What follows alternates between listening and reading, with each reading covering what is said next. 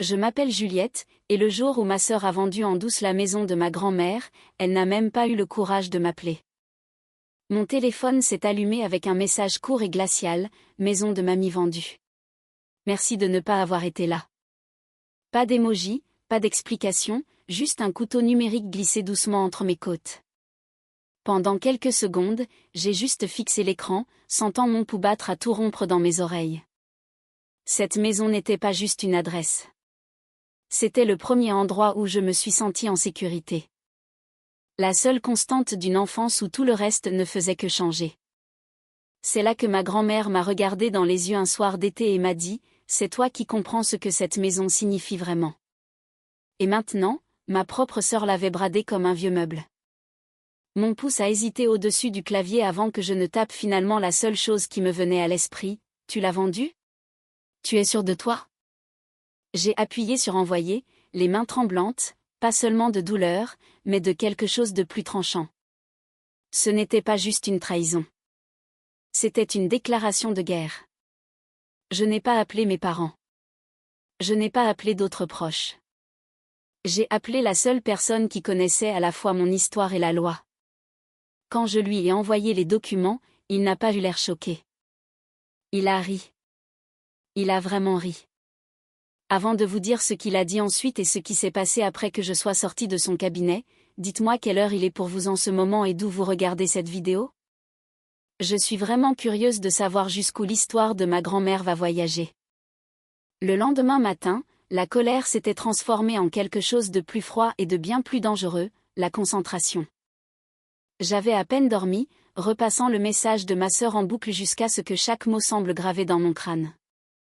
Quand je suis enfin entrée dans le petit café de quartier où j'avais l'habitude d'étudier pendant mes années de fac, je n'étais plus juste une petite sœur blessée. J'étais quelqu'un qui en avait assez. Thomas, mon meilleur ami d'enfance, aujourd'hui avocat, était déjà là.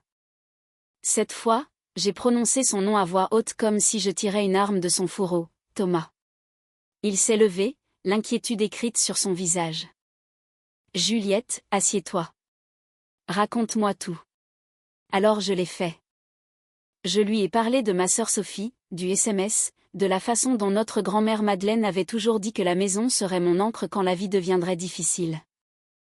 Je lui ai raconté comment Sophie avait toujours levé les yeux au ciel à ce sujet. Comment elle plaisantait en disant que grand-mère me traitait comme l'élu.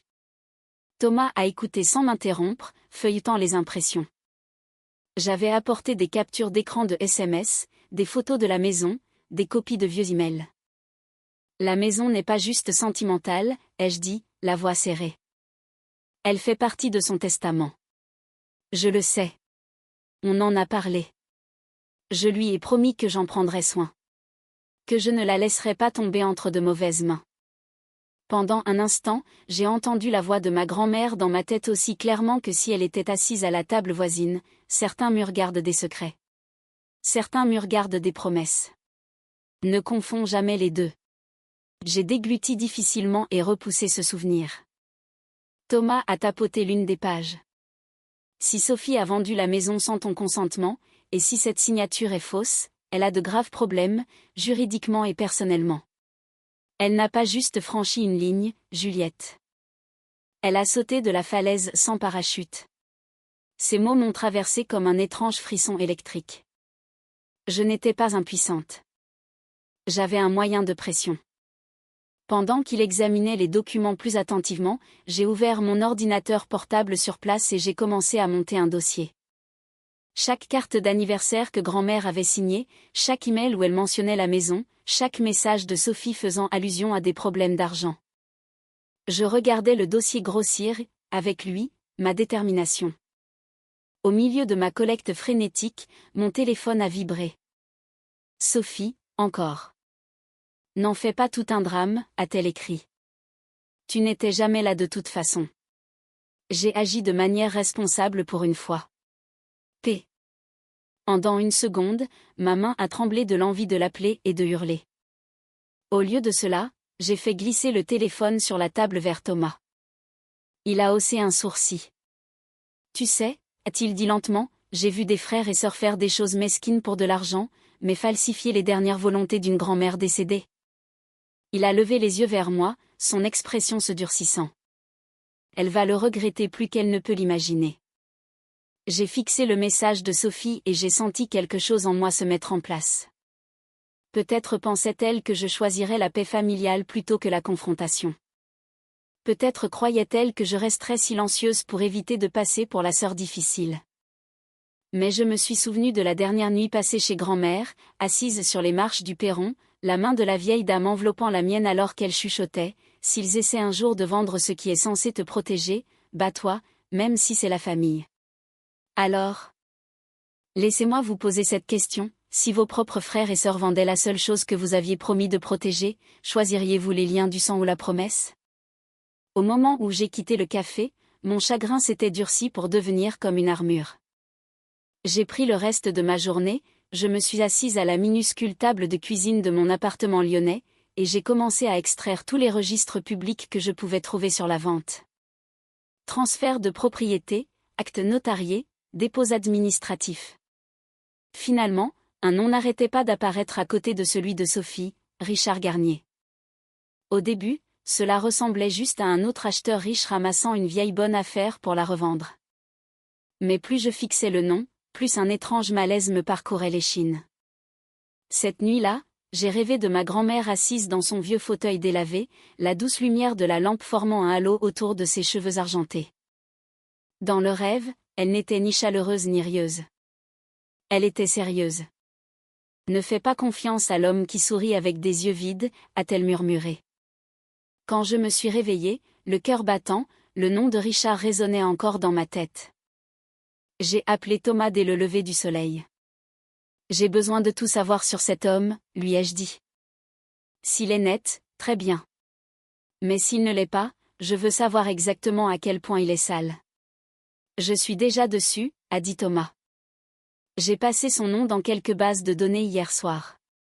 Il y a des rumeurs, des procès qui se sont réglés discrètement, des plaintes qui ne sont jamais allées jusqu'au tribunal. Il a un mode opératoire. Des propriétés en difficulté, des familles vulnérables, des ventes bizarrement rapides, et il y a autre chose. Il a rendu visite à ta grand-mère plusieurs fois durant la dernière année de sa vie. Mon estomac s'est noué. Pourquoi? C'est ce que je veux découvrir, a-t-il répondu. Mais quelque chose me dit qu'il n'est pas apparu par simple gentillesse. J'ai passé l'après-midi à faire défiler de vieilles photos sur mon disque dur, essayant de voir s'il apparaissait un jour en arrière-plan. Barbecue de famille, dîner de fête, visite impromptue du dimanche. Sur un cliché granuleux que je me souvenais à peine d'avoir pris, un homme se tenait près de la clôture, le visage détourné, mais la posture familière. Trop à l'aise, trop décontracté, comme quelqu'un qui pensait être chez lui. Un frisson m'a parcouru. Comme sur commande, mon téléphone a vibré. Un nouveau message de Sophie. Une photo de la maison de grand-mère, mais différente. Ma maison. Le jardin de devant était retourné. Un panneau de construction était planté dans l'herbe. Les travaux avancent bien, non, a-t-elle écrit. Cet endroit va enfin valoir quelque chose. Ma mâchoire s'est crispée. Enfin valoir quelque chose. Elle avait toujours tout valu pour moi. Tu penses que l'argent est la seule forme de valeur, ai-je tapé, puis effacé. À la place, j'ai transféré la photo à Thomas. Il va vite, ai-je dit quand nous nous sommes appelés. Bien sûr qu'il va vite, a répondu Thomas. Les types comme Richard n'aiment pas la lumière du jour. Plus vite ils construisent, vendent et disparaissent, moins il y a de chances que quelqu'un les démasque. Nous devons être plus rapides. Pendant qu'il parlait, mon esprit a dérivé vers un souvenir particulier. Grand-mère verrouillant une petite boîte en métal et la glissant au fond d'un placard, son expression inhabituellement sombre. Certaines choses ne sont destinées qu'aux bons yeux, avait-elle dit. À l'époque, je pensais qu'elle parlait de vieux bijoux ou de lettres. Maintenant, je me demandais si elle n'avait pas caché autre chose, quelque chose sur Richard, ou sur la maison, ou sur le testament. Alors voici une question pour vous, si vous découvriez qu'un étranger au passé douteux s'était discrètement incrusté dans l'histoire de votre famille, jusqu'où iriez-vous pour le traîner dans la lumière? Un héritage est-il toujours un héritage si vous laissez quelqu'un comme ça le réécrire? 2 jours plus tard, j'étais assise en face de Thomas dans son bureau, une pile de papier entre nous. Le bruit de la ville à l'extérieur s'est fondu en un bourdonnement sourd alors qu'il étalait les documents comme les pièces d'une scène de crime. « Ok », a-t-il dit en expirant lentement. « C'est là que ça devient intéressant. » Il a pointé la supposée signature de ma grand-mère autorisant la vente. À première vue, elle semblait correcte. Des boucles familières, le même M désordonné au début de Madeleine, mais quelque chose semblait creux. Thomas a glissé un dossier vers moi. J'ai sorti des cartes d'anniversaire, des mots de vacances, même un post-it qu'elle avait collé un jour sur un pot de confiture maison. Pendant un instant, j'ai juste fixé son écriture, sentant une douleur aiguë dans ma poitrine. Chaque courbe d'encre était un morceau de sa voix que j'avais presque oublié. Puis je les ai posés à côté du contrat. Au début, je ne voyais que du chaos, des lignes, des boucles, des gribouillis. Mais en les traçant avec mon doigt, un motif a émergé. Dans mon esprit, c'était comme regarder un film en accéléré. Grand-mère à la table de la cuisine signant une carte avec son panache habituel. Puis cette même main ralentie, alourdie par l'âge, mais toujours indubitablement la sienne.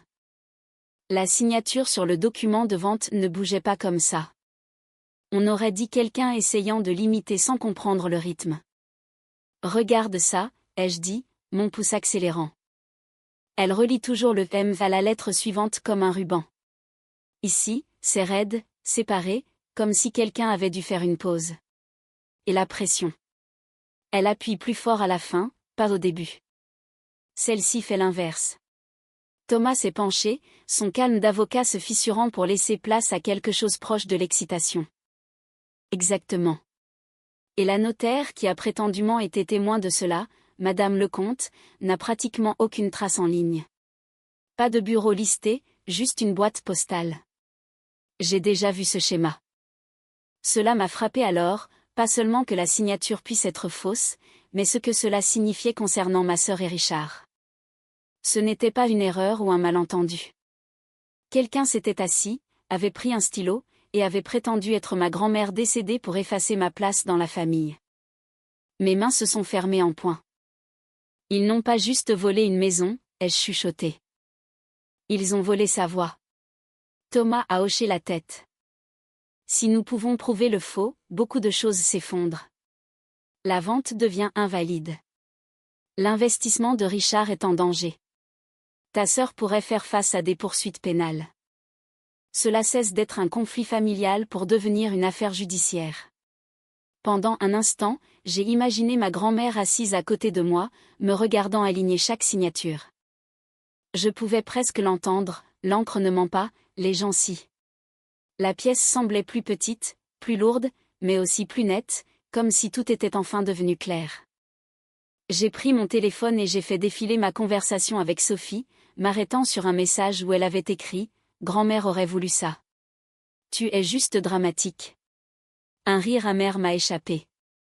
Si grand-mère voulait vraiment ça, ai-je murmuré, elle n'aurait pas eu besoin d'une fausse signature. Alors, laissez-moi vous lancer ceci, risqueriez-vous un jour de contrefaire le nom d'un parent décédé sur un document légal juste pour obtenir ce que vous pensez mériter?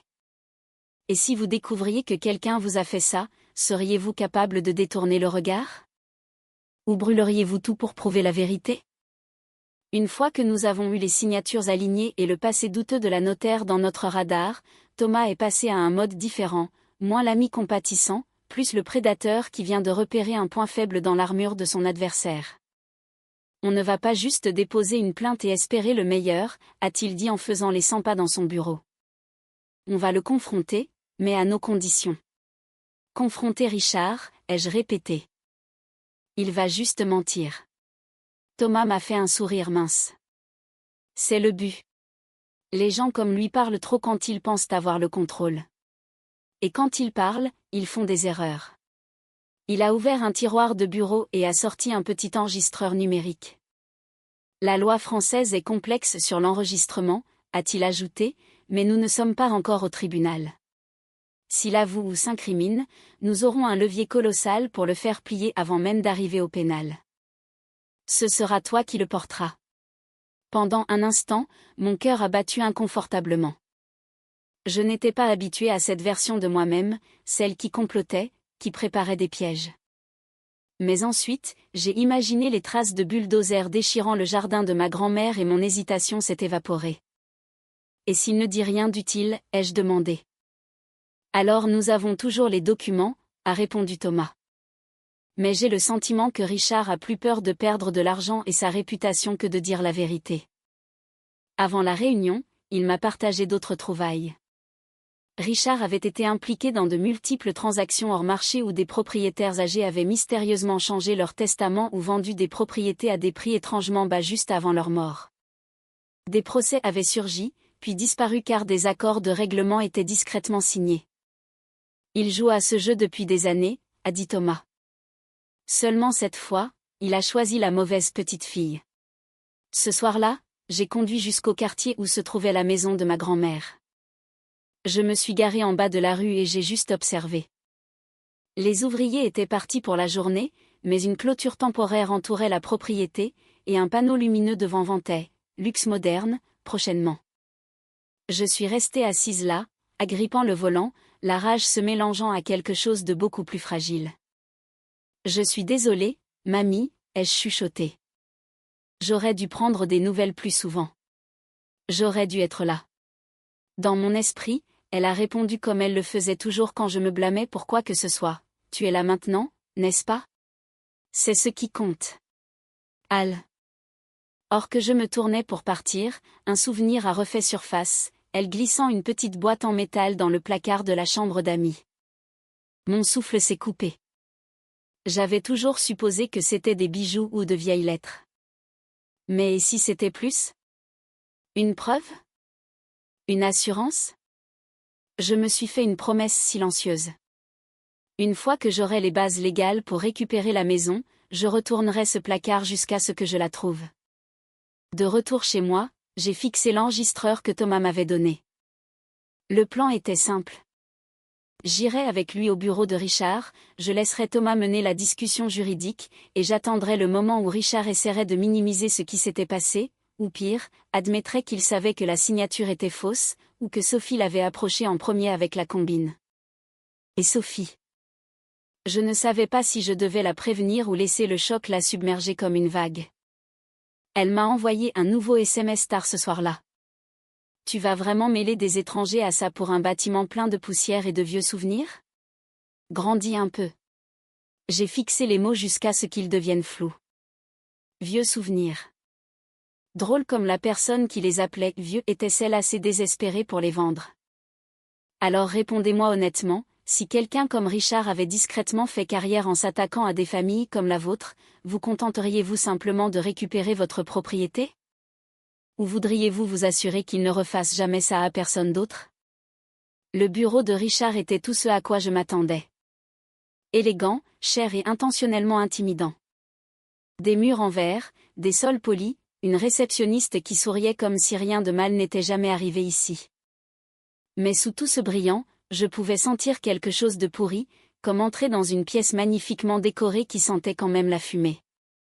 J'ai glissé l'enregistreur dans la poche intérieure de ma veste avant d'entrer. Thomas m'a lancé un regard rapide et stable. Tu n'as pas besoin de dire grand-chose, a-t-il murmuré. Sois juste honnête. Laisse-le te sous-estimer. Richard nous a accueillis avec un sourire répété qui n'atteignait jamais ses yeux. Juliette, a-t-il dit doucement, comme si nous étions de vieux amis. Je me demandais quand vous passeriez. J'ai entendu dire que vous étiez contrarié par la vente. Je ne suis pas contrarié, ai-je répondu en prenant un siège. Je suis informé. Thomas n'a pas perdu de temps. Il a ouvert un dossier et a posé les copies de l'acte de vente et du testament sur la table. Nous sommes ici parce que la vente semble être basée sur une signature falsifiée, a-t-il dit. La notaire impliquée est douteuse, et de multiples échantillons de l'écriture de Madeleine suggèrent que ce document n'est pas authentique. Pendant une seconde fugace, le masque de Richard a glissé, son regard s'est aiguisé, puis refroidi. C'est une accusation grave, a-t-il dit. J'avais l'impression que tout avait été fait correctement. Votre sœur a géré le côté familial. J'ai supposé qu'elle avait l'autorité. Elle vous a dit que la maison m'avait été léguée, ai-je demandé. Il a bougé sur sa chaise.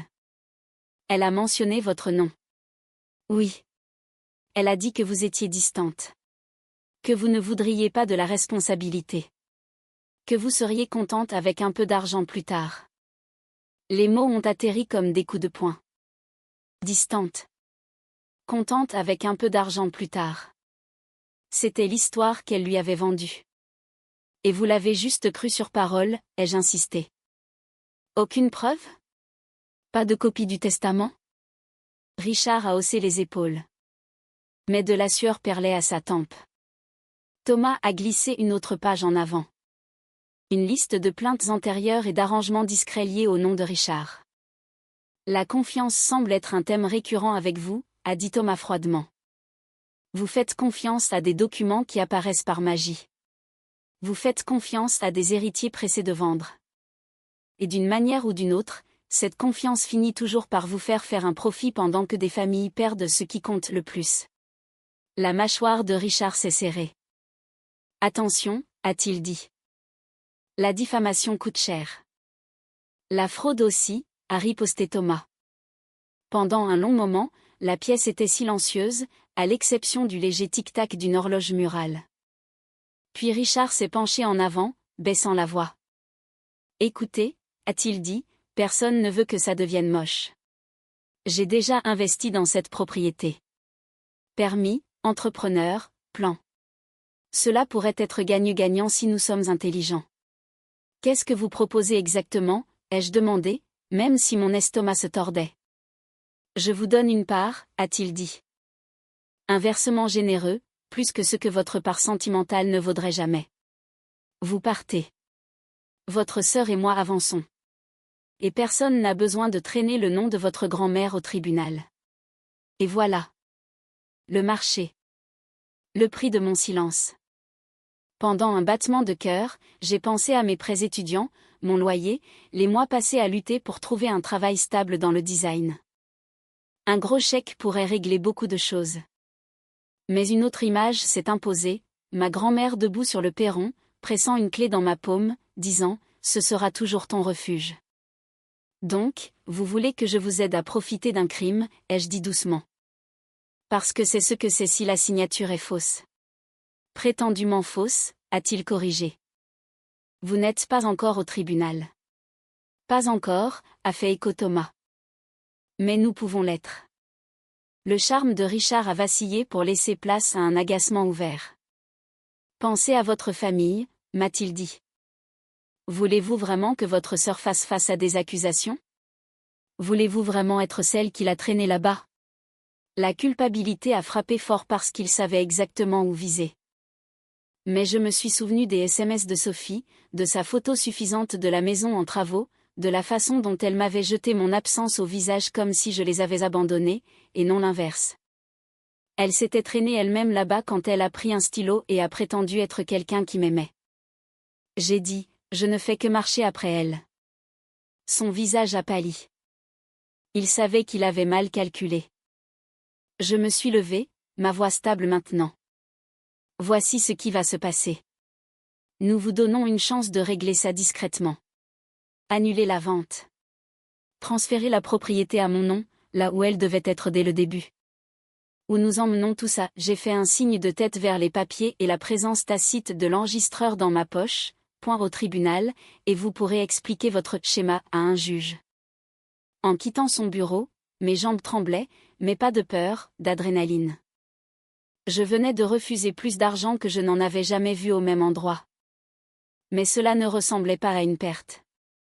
Cela ressemblait au premier vrai pas vers la justice. Alors, voici ce que je veux savoir. Si quelqu'un vous offrait une somme d'argent qui changerait votre vie pour garder le silence sur quelque chose d'aussi faux, la prendriez-vous pour vous protéger ou partiriez-vous pour protéger ce qu'il reste de votre âme? Le lendemain matin, mon téléphone a sonné avant que le soleil ne soit complètement levé. Je n'avais pas besoin de voir l'identifiant pour savoir qui c'était. Il y a une certaine sorte d'effroi qui ne vient qu'avec une seule personne. J'ai laissé sonner 2 fois avant de répondre. Juliette. La voix de Sophie a éclaté à travers la ligne, brute et tremblante. Qu'est-ce que tu as fait? Bonjour à toi aussi, ai-je dit. Si tu veux dire parler à Richard et à mon avocat de la fausse signature utilisée pour vendre la maison qui m'a été léguée, alors oui, c'est ce que j'ai fait. Il m'a appelé. Elle a enchaîné précipitamment. Il a dit que tu menaçais d'aller au tribunal. Que tu as un expert qui dit que la signature de grand-mère n'est pas réelle. Que tu traînes mon nom là-dedans. As-tu la moindre idée de ce que tu fais? Je fais ce que grand-mère m'a dit de faire, ai-je répondu. Je protège ce qu'elle m'a laissé. La chose que tu as essayé de vendre dans mon dos. Elle a ricané, mais le son a vacillé. Tu n'étais jamais là, Jus. J'ai géré les médecins, les factures, les réparations de la maison, la culpabilité. Je méritais quelque chose. Elle t'a toujours fait sentir spécial, comme l'élu. J'étais censé rester là et applaudir?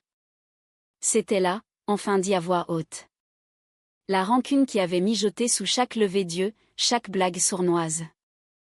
Alors ta solution, ai-je demandé prudemment, c'était de m'effacer?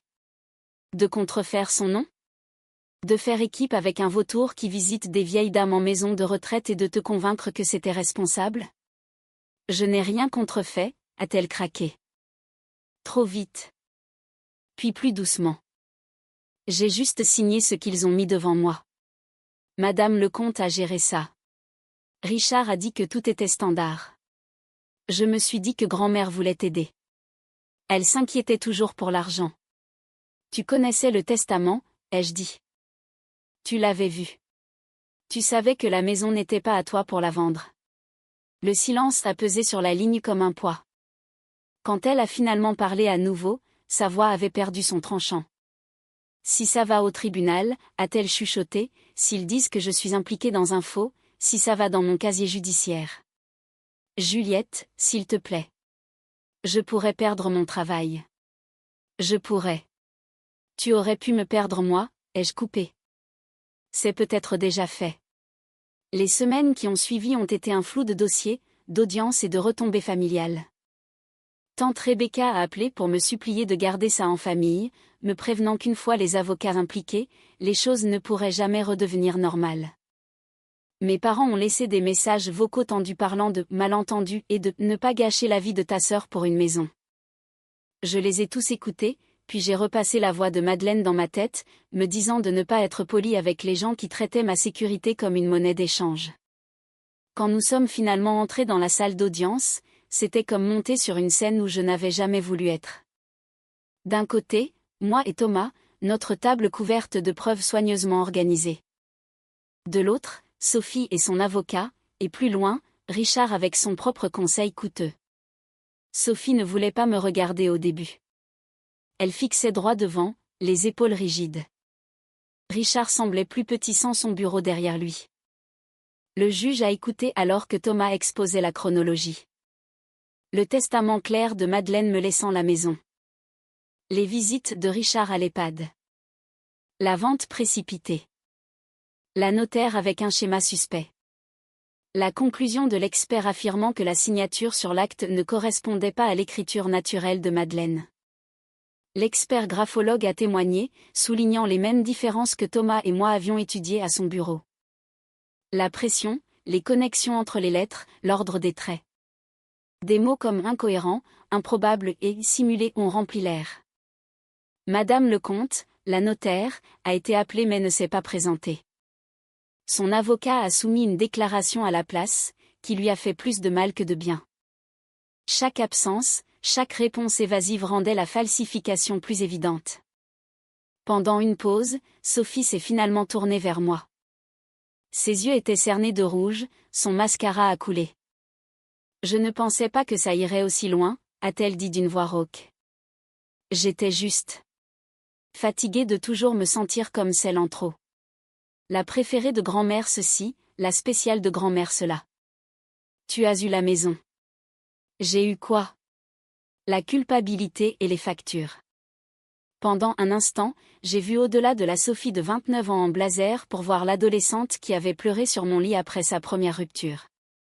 La petite fille qui s'était blottie contre moi quand les orages lui faisaient peur. Ça faisait mal. Tout cela faisait mal. Tu aurais pu me parler, ai-je dit, gardant ma voix basse. Tu aurais pu demander de l'aide. Tu aurais pu me dire que tu te sentais négligée. Au lieu de cela, tu as choisi la seule chose dont tu savais qu'elle couperait le plus profondément. Tu as vendu le seul endroit où je me suis jamais sentie complètement en sécurité, et tu t'es menti à toi-même sur ce que cela signifiait. Des larmes ont débordé sur ses cils. Si tu pousses ça, si j'ai des charges. Tu t'es poussé toi-même là-dedans, ai-je dit sans méchanceté. Je ne suis pas celle qui a pris le stylo. Quand le tribunal a finalement statué, les mots semblaient à la fois énormes et étrangement simples. La vente a été annulée. La propriété, basée sur le testament de Madeleine et la falsification prouvée, m'est revenue. Le tribunal a recommandé que l'affaire soit transmise au procureur de la République pour des charges potentielles liées au faux et à la conduite de la notaire. Le modèle de transaction de Richard a été noté au dossier, son image soigneusement entretenue fissurée.